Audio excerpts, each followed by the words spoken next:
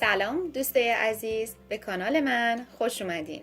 توی این ویدیو طرز تهیه شیرینی مربایی رو براتون آماده کردم. امیدوارم که خوشتون بیاد.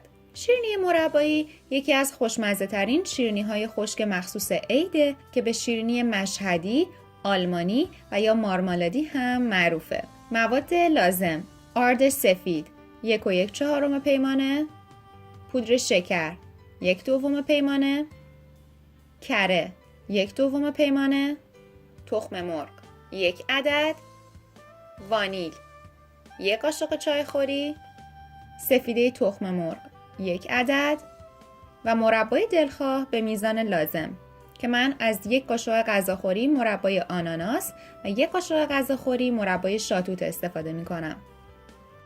کره رو با پودر شکر با همزن میزنم تا کرمی رنگ بشه.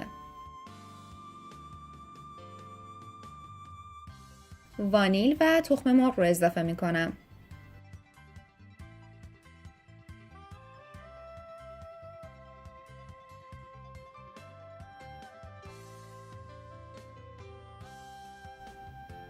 حالا آرد رو طی 3 مرحله به مواد اضافه کرده و خوب مخلوط می کنم.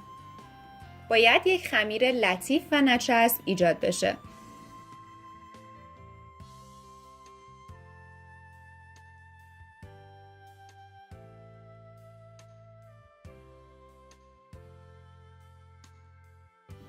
روی سطح کار کمی آرد می پاشم و با کمک وردنه خمیر رو به قطر نیم سانت باز می کنم.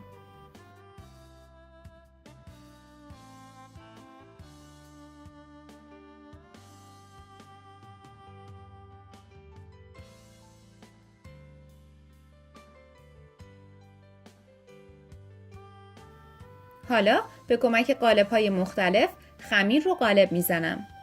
بهتره که از قبل قالبتون رو توی مقدار کمی آرد بغلتونید و بعد برش بدید. اینجوری دیگه مطمئن میشید که خمیر به قالب نمیچسبه. نصف شیرینی هایی رو که قالب زدم وسطشون رو با کمک یک قالب کوچیک‌تر دوباره قالب میزنم.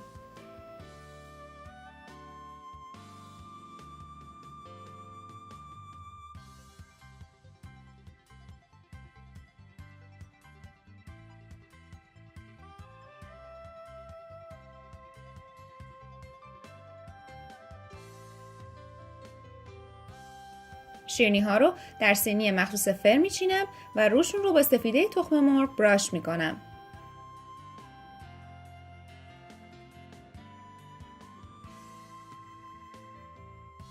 روی کوکی هایی که وسطشون رو خالی کرده بودم با کنجد، مغز گردو، پسته و پودر زعفرون تزیین میکنم.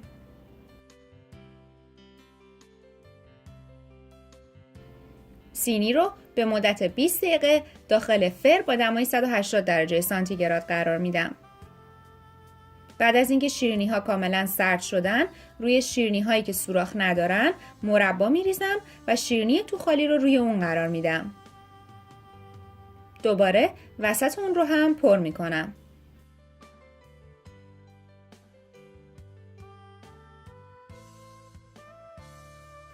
به همین سادگی و خوشمزگی. این شیرینی از بچگی جز محبوب‌ترین شیرینی‌های من بوده و هست.